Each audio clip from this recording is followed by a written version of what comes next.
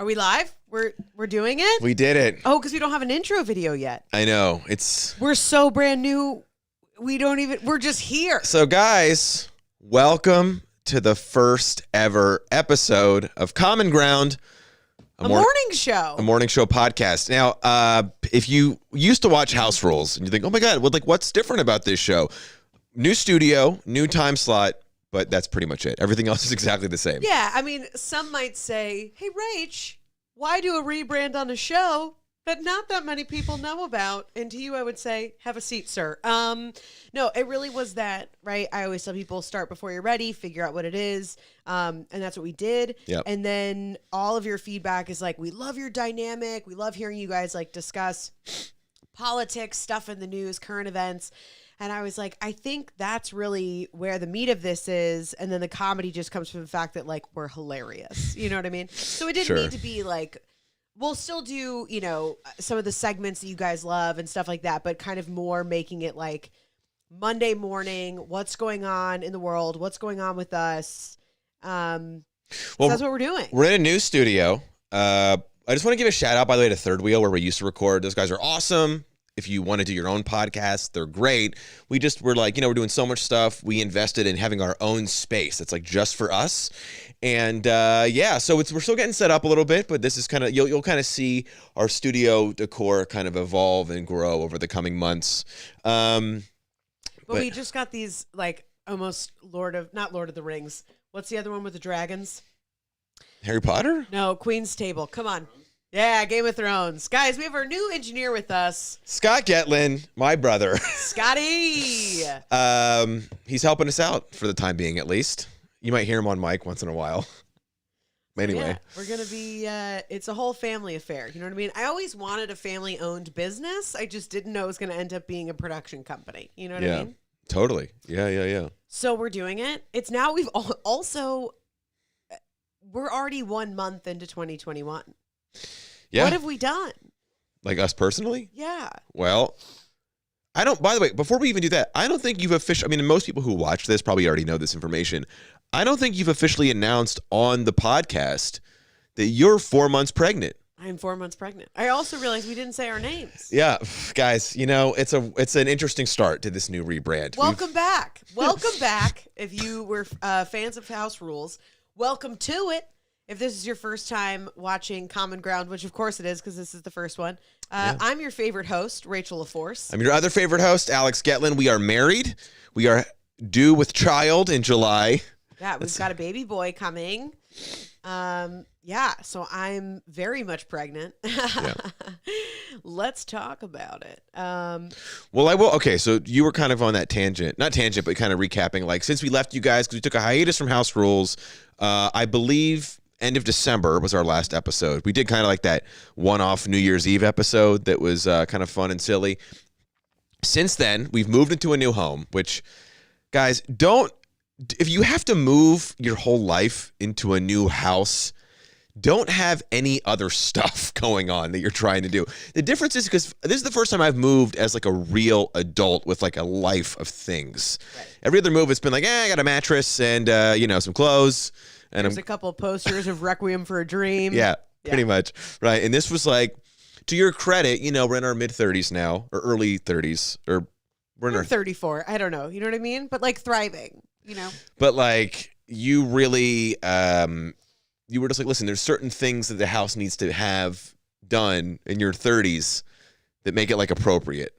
Like, you just like came in and like organized everything, and like I would have put the stuff down. I'm like, it's fine. I live here now. Yeah, I mean, I like made a home. Or like painting and hanging wallpaper and changing out light fixtures, and I mean, hopefully now we're gonna be here for a while. Yeah, we'll see. I mean, and then we're also like, well, we also want to be in Atlanta, so you know what I mean. We have lots of dreams, but yeah, if it's possible for you to move and not have anything else to do that, because being pregnant, moving your home, producing, we have a whole other show that we're producing right now. Yeah, we've talked about Highly Unlikely. Yeah, you know, you guys get this show up and running, getting the flower cart going. So it's been a lot of investing. I would say that's if going back of like, what did we do for the first month? I feel like that's what it was, of like we were like laying seeds. Yeah. And just, I know a couple of you guys watch live every week, or you have been with House Rules. I hope you continue to do this with Common Ground, the new morning show. Like I said, it's a morning show. I guess for us. Yeah, because I was like, if you're on the East Coast, it's like an afternoon. Then it's an afternoon delight, Ooh, who doesn't love that, right? Yeah, but it's a morning show for us here in California. But, I'll be checking the comments a couple times during the show on my phone. Eventually, I'll have a full setup here where we can interact with you guys live. But just leave the comments. We love that. It's so fun when you guys leave your feedback during the podcast. It's really cool to watch. But I want to jump into the kind of stuff we talk about normally. So something interesting. You mean the things that you wake me up out of bed at like 8 a.m. and you're like, hey, are you awake? I'm like, no. And then you're like, did you hear about GameStop? And I'm like, no. Yeah, we don't have to talk about. I feel like the GameStop thing kind of ran its course. I mean. Well, what else is going on then now? Well, but what I wanted to say, and I'm assuming everybody watches this has some awareness of the GameStop thing, and if you don't, just Google it. You'll get caught up in a few seconds. You brought up something. What an educator, huh?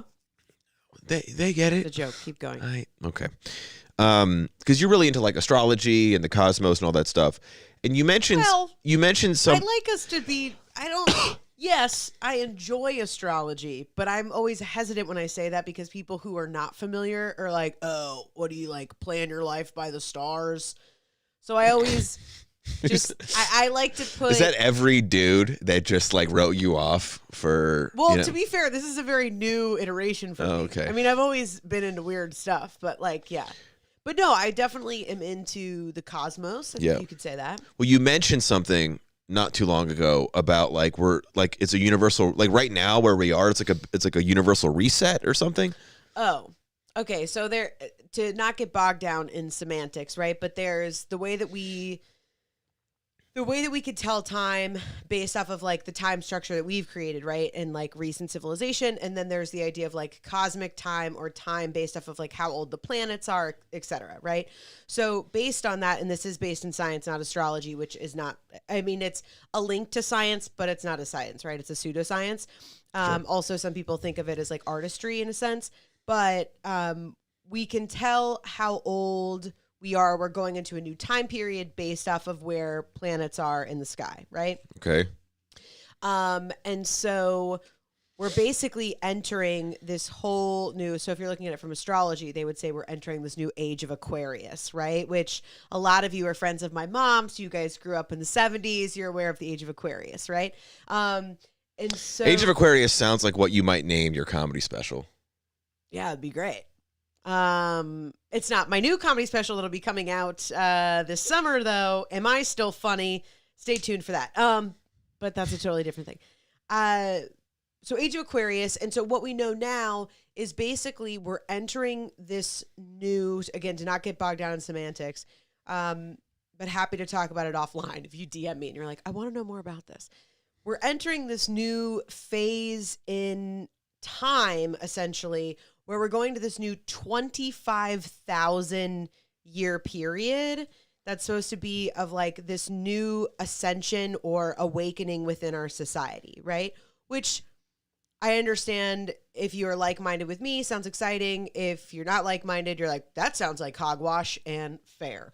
But the idea is, if you think about cavemen, and then we discovered fire, and then we, like all of these times that we're kind of like discovering something, even if it's rooted in like a tool, right? Like the Industrial Revolution was huge. Agriculture, we talk about that with Scotty all the time at dinner, of like how agriculture changed and shift forever our collective in the way that we... I just want to, on a note on that, I do appreciate like how, this is not going to matter to anyone except like my parents who watch this, but like Scott's like very well versed in like little tidbits of like history and human development, and it's just like fun. Like I like that, like those are the discussions we have in our house. You know what I mean? I feel like we have really interesting so we do Friday night dinners, and we do like family night together, and Scotty makes us dinner and we all hang out. And I feel like eventually we're gonna have to cook dinner. Like he doesn't always cook dinner. Well, I know. There's no pressure. But I feel like we also so I feel like we also make dinner sometimes. Anyway, I feel like we have very interesting discussions as a family. I quite enjoy it. So we're going in. Well, do you want me to finish? Oh, yeah, finish what you're saying, You and were then I on want your phone, not paying attention, and then you talked about I'm something keeping else. tabs on our viewers. Okay. Because it relates to this. So Okay. shout out Ricky. I'll get to your comment in a second. And so we're entering this new age, and we've seen that all the time and normally it's through tools, right? So like I was saying, we discovered fire, it shifted, agriculture, it shifted. Like most recently, we've seen of like social media. Social media has completely changed the fabric forever of us as a human race. I mean, forever. And so we're entering this new dawn, in a sense, of this new awakening, or this word of ascension, meaning that we are collectively essentially going to be growing to a new place. But because they're looking at it from the time frame that we can understand as 25,000 years, we basically from 2020, and this began in 2020, we've only experienced a nanosecond, which is a lot of why the way that I choose to frame it and I look at it. That is terrifying. But that's also why like so much shit has happened in such a rapid period of time, because it's like, I think about like when I quit drinking, and it was like you had to have so many like, I mean, I wouldn't say I hit a rock bottom. I hit like a medium bottom. You know what I mean? Like I was super high functioning, all was well, but like shit was not going right, I think with you just realize like, oh, this is getting in the way and it doesn't need to. Yeah, I was never going to get to where I needed to be if I would. Anyway, the point being that like enough things have to happen back to back for you to go. There have to be enough obstacles to go, oh, this isn't working. Yeah. Which is what we're seeing now, right? We're seeing it. We saw it all through the Trump administration. We saw it with, now we're going to see it all through the Biden administration. It's just going to be on the other side of the coin. All of these with GameStop, billionaires, all of these different things that we're seeing of like, oh, this is the systems that we've created and none of them are working for anyone. Well, blue team or red team, like shit's not working. So I have a response, but I want to say shout out to Tucker Hobby. He says buenos dias from the East Coast. Hi, Tucker.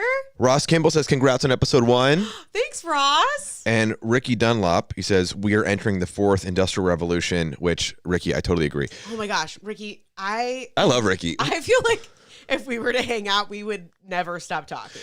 You know why? I'll just give a note, and this is one of the things I really appreciate about like people who can do this today, who aren't like team this or team that. Ricky's like really progressive, like super, like more than I identify as, but he also isn't, and I'm just using this as an example of a pal of mine who maybe like, other folks could use this as a reference perhaps. He's like, oh, hey, don't trust Biden and these Democrats. Like maybe it's a better option than Trump, sure, but like don't think that they're doing you favors. Right, like read through the usual. smoke, like, because that's the only thing that really bugged me out about folks who I sympathize, and I do to an extent understand the attitude of like, we have to get Trump out, whatever, this is what it is. That's done. He's gone. It's over. Don't think you're like, we got our team in. They're not your team. I guarantee you. I promise you. These people, whether it's the governor of California or maybe whatever state you're in, your governor might be good or bad. I don't know. Here, he's fucking awful. Or Biden and his team, they are not your friend. I just really want to encourage people. And I only say that to say that, like, if you had this attitude, like, we got to stop Trump and then it's going to get better. That if you really, I know it's a lot of work and it's exhausting, but like that momentum, if you want to see real change, you can't just like kick up your feet and be like, all right, the good guys are in there. Well, yeah. I mean, for the exact example of, so going back to the whole GameStop debacle, debacle's like a really cute way of being like this atrocity that happened of like billionaire class having way too much power. Debacle sounds like a Coinbase like trading app. Like, oh, dude, I've got a new crypto on Debacle. You know what I mean? Like, ooh, fun. Like, I'm gonna take down Wall Street, invest in Debacle. That's kind of fun. Right? If I knew how to make apps, I would do that. I just imagine like a guy with a monocle, It's like the Monopoly man, but he's like a woke hipster. Yeah, so that's funny. He's got like a beanie and like a super long beard with like the mustache. Yeah. But it's also funny that you said a beanie, because I'm realizing I love like lazy hot girl. Girls that can like rock the beanie. Lazy hot. Like they're still super hot. They know they're trying to be hot, but they're like, yeah, but I just like wear a beanie, so it's cool. Right. And I was like, I'll never be cool enough That's like to rock a beanie. Yeah, I feel like that's like a character that like Natalie Portman used to play when she was younger, or like. Yeah, it's always like cool girl by the jukebox, Right. which is a character I've still always wanted to do. Like it's just like the girl that's always just like she's always kind of like slinky in her body. You know what I mean? Like just like I love always slightly like her collarbones are always kind of like just like just moist and dewy, and she's just like. I love how I like whenever I watch TV or movies with you now. God, I can't ever watch them in the same way because you're always. I remember like the first time I really noticed it. We remember that movie Bird Box. Yeah, of course. Yeah, so we were watching Bird Box, and you're like, oh, yeah, Sandra Bullock just happens to be in the apocalypse like the hottest dude ever. It's like this beautiful, articulate, handsome black man. He's like sweet, but like tough, and then she just happens to be stuck with him, and it's like, you're like, get the fuck out of here. Like, there's no way. That's the guy she gets to shack up with. Come on, dude. Yeah, like, I'm like, you know who I would get? It's like the guy who just got fired from Waffle House, okay? Yeah, right. Like, that who just like smells like Marble Reds, you know? That would be the guy I would get stuck with. It's just funny. Yeah, because he was like sensitive, but like, oh yeah, I know. Well, you hate. Well, you didn't hate that, but I know your least favorite character is like hot pixie dream girl or whatever. What do you call it? Yeah, hot. Yeah, yeah, manic pixie dream. Manic girl. pixie dream. Okay, but anyway, let's go back to we're in a nanosecond of this. Well, you were wrapping up, so we first were talking about we got to debacle. We got off where I was saying from the Biden administration. Oh, yeah. What was the most?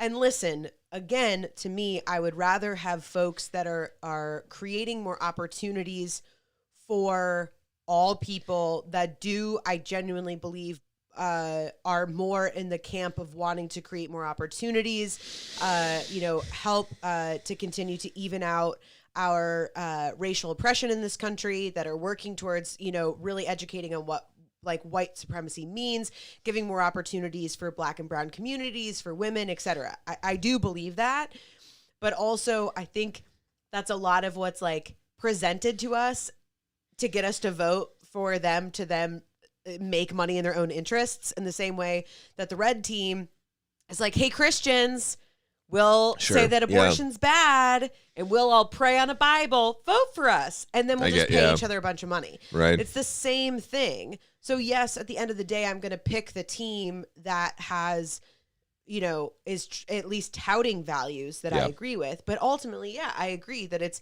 and that. But that's also something I'm hoping is going to continue to happen from this awakening, in a sense, this ascension that we're experiencing, because that is the beauty of social media. That is, I mean, there's so many, it's so easy for us to be like, there's all these terrible things. It's like, listen, there's nothing good that doesn't get to be good and bad. Right. 100%. Like nothing is binary, and we want it to be that way. And it's like, no, it's an incredibly powerful tool that can steal all of our data and then sell it. Pretty negative. Yeah.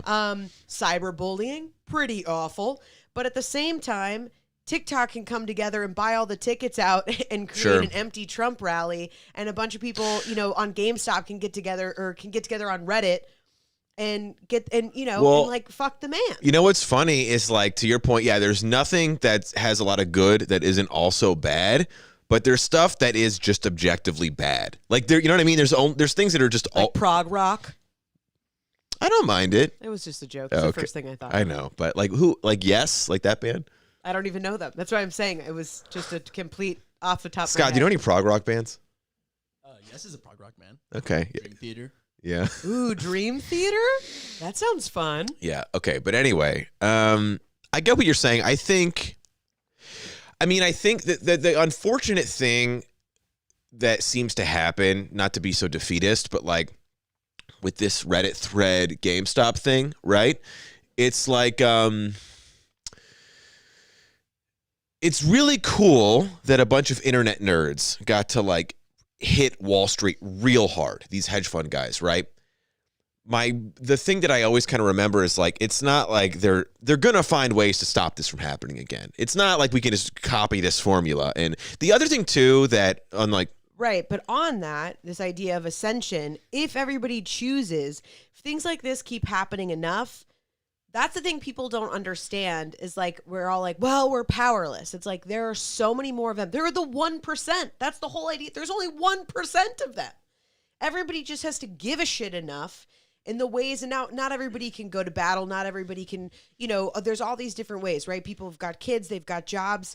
We haven't even sent out thank you cards from our wedding yet because we've had so much going on. Yeah, if you see, and I'm the one that's like, practice daily gratitude, So they'll come, I promise, so guys. I understand that people are like, cool, LaForce, I don't have time to like be out there, as this like justice warrior, but there are ways that each of us can slowly adjust our lifestyle in order to regain that power. And I do genuinely believe that. And I think that the more that folks like you and I, a lot of our viewers, a lot of people, the more that they can do this, and everybody does it in different ways, of highlighting what's going on. So hopefully over time, things can slowly change. But again, if you're looking at time as 25,000 years and the last year and a half, which to me, I've aged 9.5 years, I'm pretty sure, is only a nanosecond. So 25,000, I mean, that's the crazy thing is like, we don't even,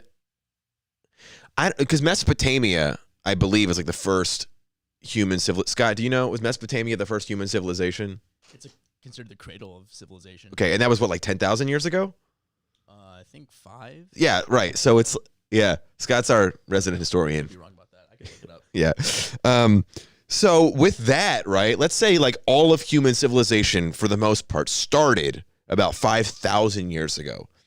And every 25,000 years, you said it's a reset? Mm-hmm.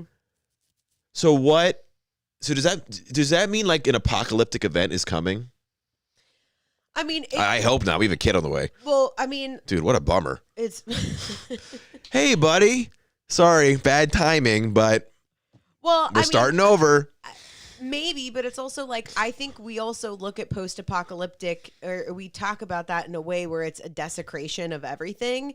And in many ways, COVID has been a desecration of everything. Like, to me, it's the framing and the way in which you look at it of like, we have essentially shut down our civilization for almost a year now. Yeah. If you're thinking about it in that way. In some capacities, I know that might sound dramatic, but I'm using that as a way to say, we're all like, well, it's either World War III. Like, it doesn't have to be all the way here to make a significant difference or change. It's like, I was writing about that this weekend where I was like, I shared this with you where I was like, what if the pandemic is taking longer than we wanted it to, because on what I'm looking through is like a spiritual lens, but whatever, let me offer you this reframe, which is, what if it's taken longer because as humans, we needed a little bit longer to sit in our own shit to really integrate what we've learned. If it was 3 months, everyone would have been like, great, fuck it, I'm going back to Costco and chugging beer at my bar. Like, nobody would have. Who is that? I don't know. I'm just saying. He probably you have like 4 very distinct voices. No, there's 5. I've always said this because everybody. Let's hear the 5. Well, no, I don't. I'm just saying that like as a character actor, okay. There's always like there's Rachel who's here, and then you can like fan out all the way to like Southern, and then you can fan out all the way to like old grandpa, and then all the characters I do are just it's interesting within that. It's interesting too because like today and I think this is good, but where our culture is, like, you wouldn't dare do like certain ethnic accents because it would just be inappropriate, right? Well, that's my favorite. Doesn't Luke Null. Yeah, doesn't he have a song about that? Yeah, about which accents you can still do. But I do wonder, but there was a time when like nobody would care about that, right? So like I do wonder if we'll hit a point where like you can only do an accent of the accent that is naturally yours. Right? So just I'd be me all of the time. You can never, do you know, I'm not saying that listen, I don't think like white people should do like Asian accents in a mocking, funny way. Like that's very insulting and not sensitive, right? But like there is something interesting about like, are we going to get to the point where we just keep moving the goalpost? Well, but it's always, to me, it goes back to the Second City rule of thumb, right? Are you punching down? So to me, still white people don't do Asian accents. Okay, Yeah. I'm none of this. I could see someone be like, statistically, Japanese people are the richest in the world. Yeah, it's like, just stop, Yeah. But I think with what you're talking about of like moving forward, I think it always is like, if you're punching down, that we can all collectively agree it's negative. But this is going to take us all into like the PC culture conversation, which I was just having with somebody because I don't actually mind PC culture the way some people do. I used to get very annoyed by it. Now I look at it more. I mean, some of it is. This is very surprising to hear from you. Some of it is ridiculous. I'm a little shocked right now. What? I'm not like, oh, I can say anything I want. You can't say anything you want, but there's consequences. Like, that's just how life is. Like, you can eat anything you want to, and if you don't watch it, you're going to get sick and die. You know. But that's also why I went off. My mom called me the other day, and I don't know, I must have just been on one, and I went off. But I was like, you know what the problem is? I was like, people are stupid. People are stupid. All with this cancel culture. You said this, or your mom said this? I went off. My mom called me to talk about, I don't know, the crib for the baby or something, and I was like, you know what pisses me off? And she was like, you haven't been on stage in a while. But I just the idea of that, of with PC culture, with cancel culture, it's like not everybody, the percentage of the people who are loud on the internet that wanted to go, we're still in this thing of like monolithic thought and belief. Like there was even something, a friend of mine, Mariah, who I like a lot, and she's biracial, and she was sharing about Black History Month. And she was like, just as a reminder, like Black History Month affects Black people very differently. So, have a thought about what you're posting, why you're posting. Is this something you're just doing as, are these things that you implement every day in your life? Not all Black people are the same, and so it was that like more and more of like that's just like the one example I know of like this, where we're like, well, you guys all think this way, right? And I think that even goes back to when you were talking about like what accents can you do and not do, which I know you're kind of joking, but to me it's specificity. Yeah. Are you creating a person, a specific person, or are you doing a stereotype of a group of people that you have no business doing? Well, if you're listening, the next thing I'm going to say is going to sound like, what? Just hear me out. Oh, here we go. Yeah. I don't know if Black History Month is a good thing. And what I mean by that is like when you make like a month, it kind of gives that attitude of like, oh, this like just. No, I have no idea what it would be like if I was Black, but I'd be kind of annoyed if I was like, I get, first of all, the shortest month, which I know people made this joke, but like. Wasn't that Bill Burr's bit on SNL when everybody like dogged him, and I thought he was hilarious. Yeah, and it's just. Maybe. I think he did. Yeah. But it's like, dude. Because the gays get June. Oh, anyway. Yeah, it's spring. It's right. And I don't know. But that's a lot of it. There's a thing I saw today, and it was like, here's a great example of white supremacy.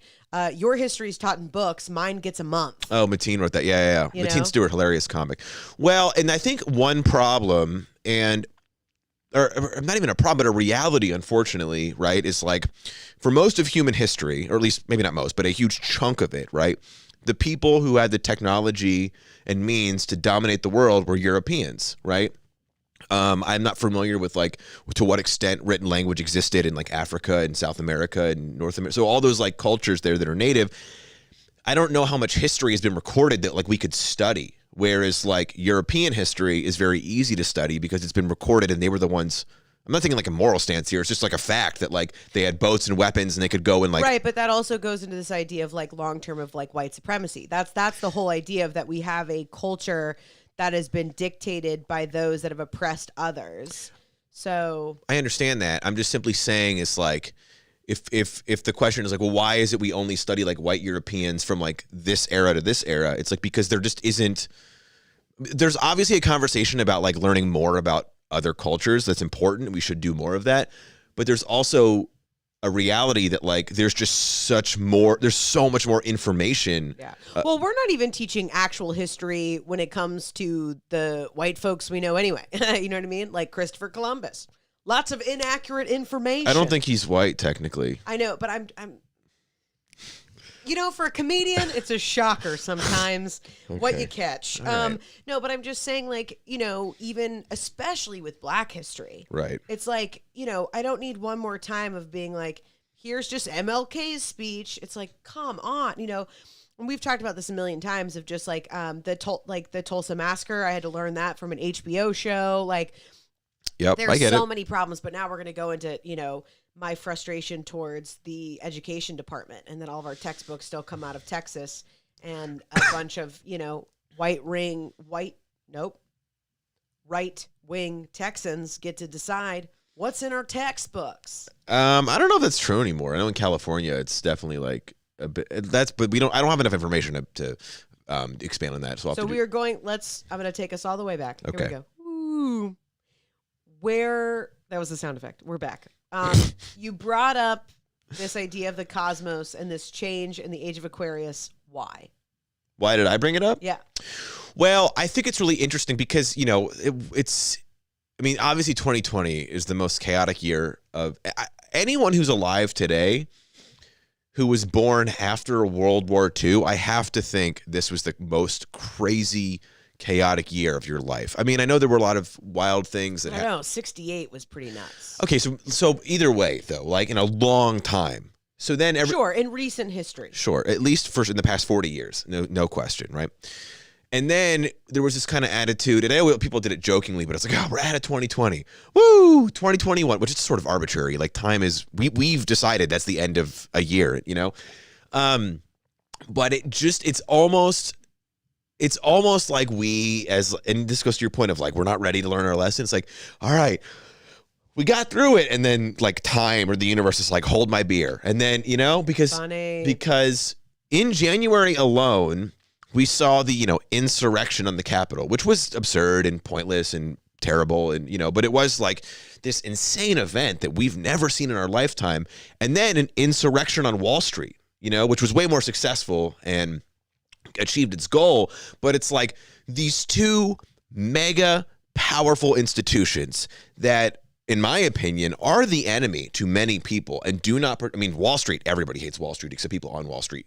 The government and politics, you can go back and forth. I have mixed feelings. Either way, think about if a year and change ago, somebody was like, hey, Rachel, in the first month of 2021, there's going to be just a sea of people who attack the U.S. Capitol and arguably and seriously endanger the lives of like the most powerful people on earth, short of the president.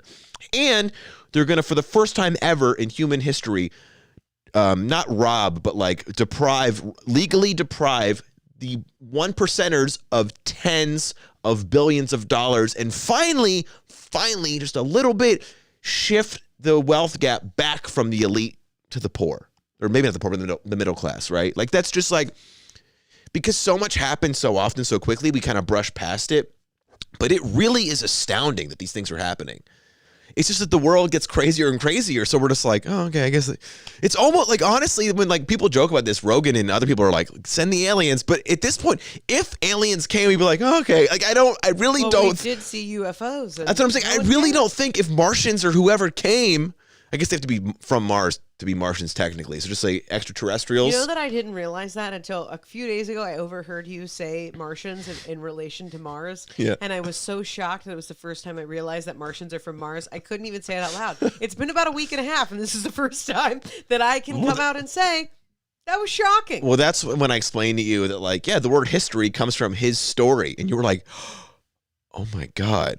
Well, that's not fair. But who's going to say her story? Human story? I mean, like, come on. Yeah, at a certain point. I mean, I didn't. I know. But I'm back to that other point. It's just, so with all that, because it gets to a point where because I'm so rooted in like, wow, the craziness of today. And you're so much more into like the, not ephemeral, but like the cosmic realm of it, that I'm like, yeah. To me, I'm looking at it from the lens of like, what is the overall human experience? Stress. Because stressful. That is what being a human is. But it wasn't always that way. I guarantee you it was always that way. It was just different. It wasn't always that way when you could cut your arm and die from an infection. That's not stress. Yeah. But that's what it means to be human. I mean, if Right. you're looking at it from like, so obviously like I believe in souls. I believe, that there is something, and you don't have to debate this with me. You know what I mean? You're welcome to your own opinions too.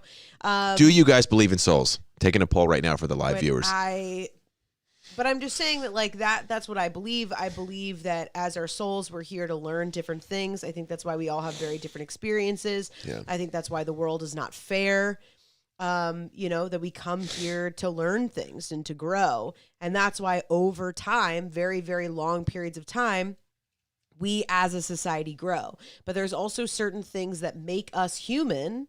Okay. It's like this battle of good and evil, in which now I've reframed for myself as like fear or freedom. people who choose fear, which are a lot of power hungry people, right? Like you're not a billionaire and then not give back because for any other reason than fear. It's crazy to me that somebody has such, let me finish. Okay. It's amazing to me that somebody has such an abundant amount of resources, yet such a scarcity lack mentality that they fear releasing any sense of control. I mean, imagine having just $1 billion. Now imagine having $200+ billion and not creating ways of giving back because you're so frightened of releasing that. That's a lack mentality. That's fear. Nothing about that is freedom. Nothing about that is innovation. Nothing about that is, this idea of collective. So to me, it's not about good or evil because good people can do evil things. I mean, we're all capable. I've done plenty of stuff in my time where I'm like, yeah, I kind of wish I didn't do that. I mean, we all are susceptible to those things. I think the real choice that we make over and over again is, am I making this choice out of fear or am I making this choice out of freedom? Or some people say fear and love, but I get what you're saying. Yeah, I mean, I know I've heard that a lot, that like there's only really everything is either fear or love. That's where like it all boils down to that spectrum. I don't know if I get what you're saying about how like the billionaires don't share out of fear. And I'm not saying that they all don't share. It's a generalization. I just think we have this thing in our DNA because ultimately we're just smart monkeys, and it's just that chip in our brain that makes us want to dominate, whether it's through monetary resources or spreading your DNA or whatever it is, right? Like there's never I don't know. I don't know what it is. Maybe because that's just nature, but it's like it's very rare. I mean, I think we definitely have a need for survival, and I'm sure dominance is a huge part of that. That's a huge part of like masculine energy, and I'm not meaning masculine in the sense of man. I'm just talking about that sense of energy, right?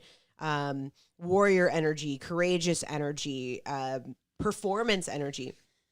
But I also think that like if we look back to original civilizations where people were, it's like, to raise a child takes a village, like that whole thing where it was like everybody was sharing their resources.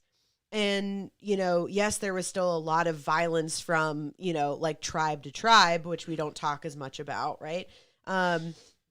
So yeah, people have a will to survive, certainly.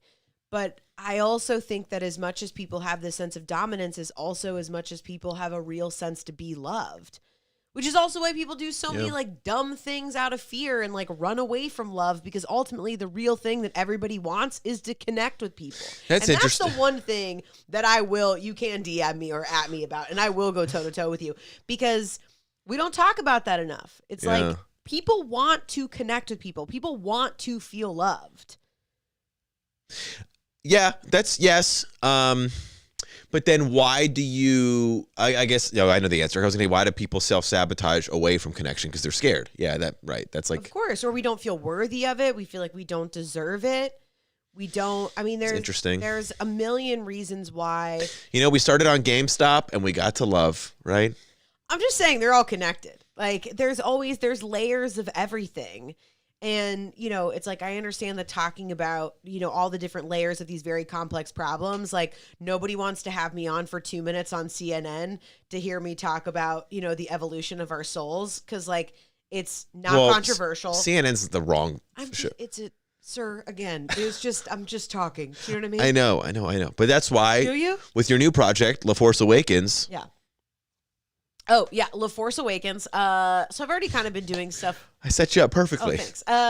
Yeah, it's stuff that I've been doing on my Instagram. It's trying to take this idea of like this spiritual lens that I'm viewing things through and sharing information through that in a way that's still hilarious, because I feel like we only have, these motivational speakers like Tony Robbins, who's like 6'4", and you have to pay like $3,000 to hear him speak.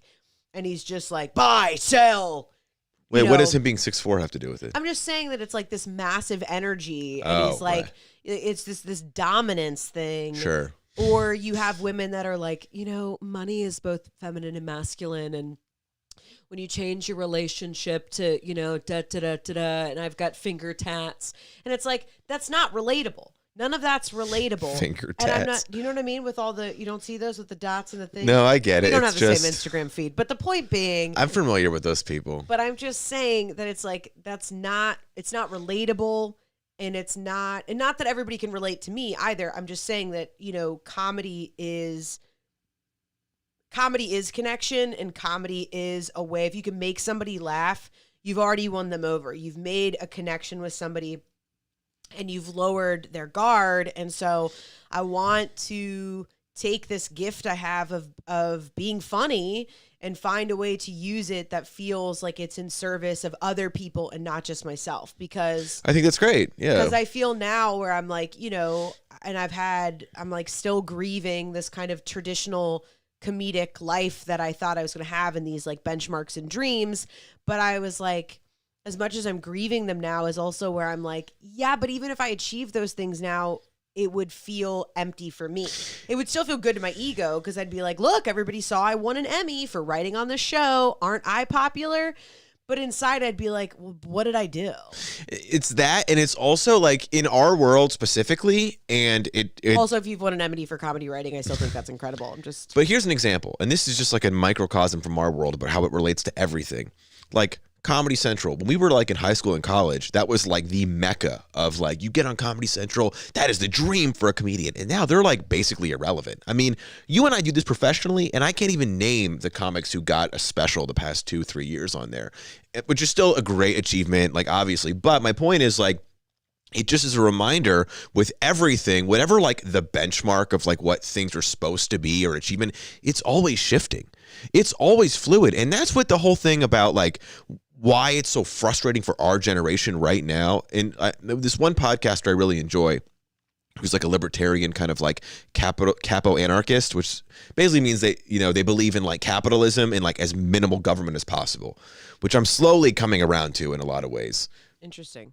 But his point is that like our parents and especially our grandparents' generation, they were savers. The whole idea was like, you get your money, you save it, you can grow your nest egg for the future. Well, now inflation is so out of control, you're actually stealing from yourself if you save your money. Because if the interest rates are so low because the Federal Reserve keeps like screwing up our economy, if you just save your money, in 20 years, it's worth so much less than it would have been. So now we're like forced into this game of trying to figure out how to invest. And we don't, like, regular people barely understand it. Like, I study this crap and I still don't really understand it. I kind of do a little bit, like enough where I know like that's a terrible idea or like that might work out. But again, it's like, that's why people are so angry with these, like Wall Street guys and the thing that people have pointed well, because we all have to play a game now that's rigged against us. It's rigged against us, and it's also like so infuriating. But what upsets me about people on the other end that are like, capitalism is evil.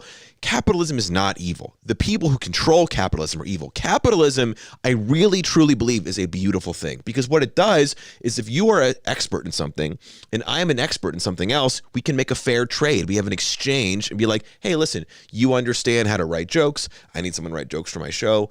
How much is that of value to you? There's got to be a way we can make a fair exchange. Yeah, it's a market system that we've just created that works much faster, essentially. I mean, and that's and the problem is like, because if there was no capitalism, we would all be in poverty. I really believe that. Because if you couldn't find a way to receive personal benefit from your skills and time and work, then there's no incentive.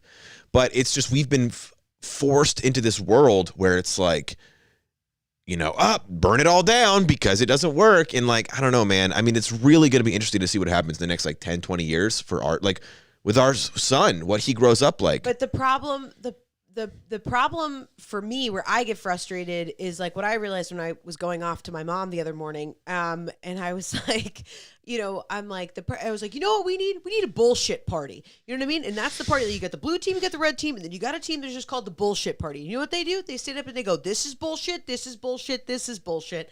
And then they tell you what they really want to do. Because that's what I was going to say, going back to the first part of our conversation, where the Biden administration is for me the lesser of two evils, but still full of crap. Yeah. Because when the press secretary was asked about the Jen Secretary of Psaki, Treasury, whatever her name is, yeah. She was asked a question about the Secretary of Treasury who is tied to GameStop, correct? Her husband or No. So I think she was the Treasury Secretary.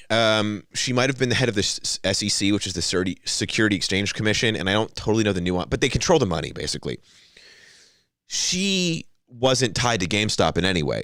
She was tied to the hedge fund that was losing all the money on the GameStop bet. She had been, I believe, paid like $800,000 in speaking fees. Speaking fees, whatever the hell that means, to these like hedge fund guys. And then the woman who is the press secretary, her brother is somehow affiliated with the hedge fund as well. I think it's called, I forget that, it doesn't matter. Whatever. taking advantage of people.net. No, it's like capital, whatever, right? So anyway, clearly if this information, even though we didn't have all the details, and details are important, right? They're very important. But if that had been on the Trump administration, I would already be like, it's corrupt, it's bullshit, whatever. So when asked a question in the White House, her response was, I would just like to remind everybody that this is the first time that we've had a Secretary of Treasury that's a woman, and I think that's important. I mean, that's Get like the fuck off the stage. As a woman, if I was in that room, I would have been like, boo, try harder. How insulting.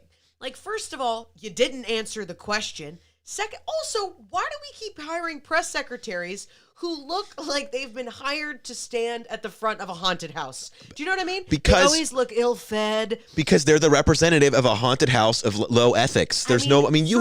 They are literally the face of our government. Think about that job. Think about what your job is. Your job every day is to go in front of the press and lie on behalf of the government. You have to lie to the American public, to the corporate press, on behalf of the most corrupt people on this planet. I mean, it's like when I think back to Sarah Huckabee Sanders or whatever, like, and just her, I mean, she just looked just like a soulless balloon. You know what I mean? And then this woman now, I mean, that's the thing where I'm like, this is the representation of our country? Like, get the fuck out. But anyway, this the whole, because I go off forever. But that was the point of like, wait a minute. How insulting. Do not make such moves as an administration to hire women that are actually capable and have the background to take these jobs, to be able to capitalize on them and create hopefully good things. Yeah. And then not only shit on them, but then everyone else by not, that's what I mean? Like if I was in a bullshit party, I would have stood up and said bullshit. Well, two things. So one, first, it's going to be a deep cut, but you know who that press secretary reminds me of, the current one? Who? Remember that documentary we watched about flat earthers?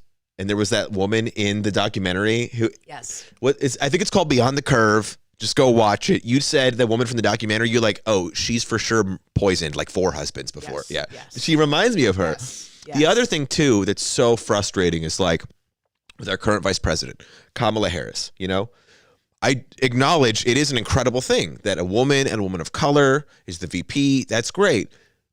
But that aside, I'm still going to rightfully critique the shit out of this corrupt person. And people get really angry, like, oh, you're taking away. It's like, I'm not, no. It's beautiful. It's great. But like now let's look at who she really is. Right. But the same people that are like, you can't criticize her are the same people that are like, if you watch Woody Allen movies, then you support pedophilia. And it's like, wait a minute. So I know you can separate a politician from their achievements that then, or not achievements, it's not an achievement to be a woman or to be a woman of color, but meaning that you're just born, hey, you have a vagina, you did it, woo! But like, I mean, we should be clapping for women more, you know what I mean? But I'm just saying of like her attributes or whatever, like contributing to that as a collective, right? Okay. That can be both a beautiful thing, and we still need to analyze these people and look at them for who they really are and challenge them to do better. I agree. Right? Yeah. And that's the same thing, but it's like those people that are like, well, you can't listen to, Michael Jackson because he blah, blah. And it's like, okay, well, and I'm still figuring out my thoughts on all of that of like, can you separate out an artist from who they are? I think, but that's a totally different conversation. What I've learned is just, hey, whatever you like or don't like, there's a whole army of people online ready to take issue with it. You know? Gosh, amen. I mean, that's what's even been interesting. I've experienced that, just like the tip of the iceberg of that, of like, I've started to run a few sponsored ads for my personal Instagram because I'm starting to do more LaForce Awakens stuff. Sure. And so just trying different things I write to see like what does well and etc. And it's so funny because no matter what you write, no matter, even if you put a disclaimer of like, this is only my experience, there's still somebody who's like, yeah, well, what about blah, blah, blah. And you're like, God, you know what? You're the kid that was in class that's like, you said this word wrong. You know, It's like, oh. But see, I think that's an issue of we've made it too easy for people to wield that power, for lack of a better way to define it. You know, because well, I just delete them because it's my page. Totally. So I'm not going to deal with your dumb comments. I think that's good. But like, remember like when we were kids, right? An op-ed, it ran in your local paper. So you had to like use proper sentences and grammar, craft a good idea, send it to the newspaper. There was a vetting process, which sure has its problems, but it's still, you know, there's some kind of process that can like weed out crazies. Right. And then it's like, hey, this is an opinion that we thought valuable to hear. We're going to run it in the paper. And if you didn't like it, you could take the time and write a response. And you know, and the 99.9% of people would just not do it because it's like this much effort. Yeah. And we've made it like, you know, Neil Brennan has that great joke where we like, it's a few years ago, but it's like we made everybody into like little emperors because you can just like thumbs up or thumbs down everything in society. Yeah. It's so silly. But it's also like, I was even writing about this yesterday where I was sharing that of like, you know, the good thing that comes out of that is realizing like, you know, going back to tribalism, like now people can find their tribe as big or as small as they want to. So there is something really good and beautiful that's come out of that. Especially if you're from like a marginalized community, or you feel like, or even if you're dealing with like mental health issues, just anything where you feel alone or need help, or even like not in the same realm at all, but like I needed help figuring out how to use all this technology in the studio. Like a lot of it's come from YouTube. It's great. I mean, it's beautiful. Yeah. I would have had to go to school for that, which I probably should in some realm to really learn how to. Really, with all your free time, you're going to go back and yeah. You get what I'm saying here. Yeah. I am so tired. You know what I mean? We're going to have a son. I know. That we're never going to sleep. We got about 10 minutes left. Okay. So to wrap up, I mean, we're not done yet. I thought you were going to do like a lightning round or something. No. But, you know, this is our first episode of the new show, which really is just House Rules rebranded. But, you know, House Rules rebranded. I know we kind of had like a little bit of not a clunky start, but we're kind of like getting our, you know, things in order as we were starting up. As we do this, you know, we're going to have some more zhuzhing in the studios, like make it look fancier, mess with some of the tech stuff. But other things, what do you think? You know, we've got a whole 11 months of common ground left for 2021. What are the viewers in store for, LaForce? Why should people tune in to this show every Monday at 10 a.m. Pacific time, 1 p.m. Eastern? Might be because we're actually talking about real things. Yeah. And listen, like comedy podcasts are great. And I think that, you know, those are important. And I think finding like your, you know, the podcasts you listen to because they make you feel good. I don't say guilty pleasure anymore because like if it brings you pleasure, like it's positive in my opinion. Well, there are certain things that for sure are not positive. Cocaine could bring you pleasure. It's not positive. Well, I know, but I also love it. Someone who's like, oh, someone else is like, oh, my guilty pleasure, a little bit too much chocolate. And someone else is like, mine, a little too much cocaine. Yeah. There's an argument that one could be worse. Like there is an argument that chocolate could be worse for you. Okay, that's what you haven't. That's why you should listen to this podcast. I don't hold that view, but they have done studies on rats, and they tested sugar and cocaine, and they found that sugar was more addictive to the rats than the cocaine. Mm-hmm. But maybe the rats just don't know how to party. The other thing is that you guys forget. You just tune in for an hour. This is our life all of the time. And our engineer Scott. Yep. We all live in a big house together. It's like Full House. We got Rachel, Alex, the baby, and Uncle Scott. It's basically a sitcom. Yeah. I mean, it really is. And Mila the dog. One day we'll bring the dog in here. Actually, I don't know. Are you kidding? There's so much gear in here. She's so crazy. All Mila does is chase her tail. Anyway, it's 2 Inside Baseball. Why should people tune in? Yeah, because I feel like we're talking about real things. We're talking about them in a way that I feel like is approachable. I also feel like we talk about things in a way that we genuinely want to learn from each other and then also like learn from you guys. Like that's why we're always like, please comment, share stuff with us. Like so much of why this is something we put so much energy into is because it's a way for us to really, I'm always like, stay with me. I'm always like body, mind, and soul, right? And what are the ways that I can nurture each of those things? And I feel like this podcast for me really nurtures my mind. Like it keeps me sharp. It really makes me think about why I believe what I believe. Why do I hold certain values? And I think that that's important. And then it's also like still funny, which makes it way more enjoyable than like, Sure. Ben Shapiro. I don't mind, but I know a lot of people don't like him, and a lot of people do. You know what I mean? Because a lot of people like a lot of different things. He's not. Some people study the age of Aquarius. Some people like Ben Shapiro. I did want to shout out Ricky for earlier he was talking about like when we were doing the stuff about how our government works, and he said this is why we need a hybrid system with socialist ideas and capitalism, and I agree with that. And so and this is another thing too that I think one issue I've found, and I still identify as a liberal on like a fair amount of stuff, but I'm really just like an independent at this point. A lot of my left friends are like, the rich need to pay more, which I agree with. That is true, that like the billionaire class absolutely should be doing more to help everybody. The issue I have is that they have this misconception that like, well, if they just pay more taxes, it fixes the problem. It's like, okay, but like, if our tax dollars are going to like fund these wars that we've been in our entire life that do nothing to, first of all, they're incredibly immoral. I mean, they're killing people all over the globe. They're making people enemies of America, and they're driving our dollar down. Like, so I just encourage folks that like sometimes when you think there's an easy answer, it's a lot more complicated than like make them pay more. It's like does that make sense what I'm saying here? So what? I just think it's so funny because people are always like, I can't, not everybody, but some people are like, I can't believe like you would want to have a child, like you want to bring a baby into this world right now. And I'm like, you think I'm worried about the world? I'm more worried about like this son has Rachel LaForce for a mom and Alex Gettlin for a dad. I mean, what a child we are going to be nurturing. It's going to be, because we're very similar, but also very different in a lot of ways. I think he's going to be rad. I'm like I've never been so excited to meet somebody that I don't know. That's an interesting way to put it. Yeah.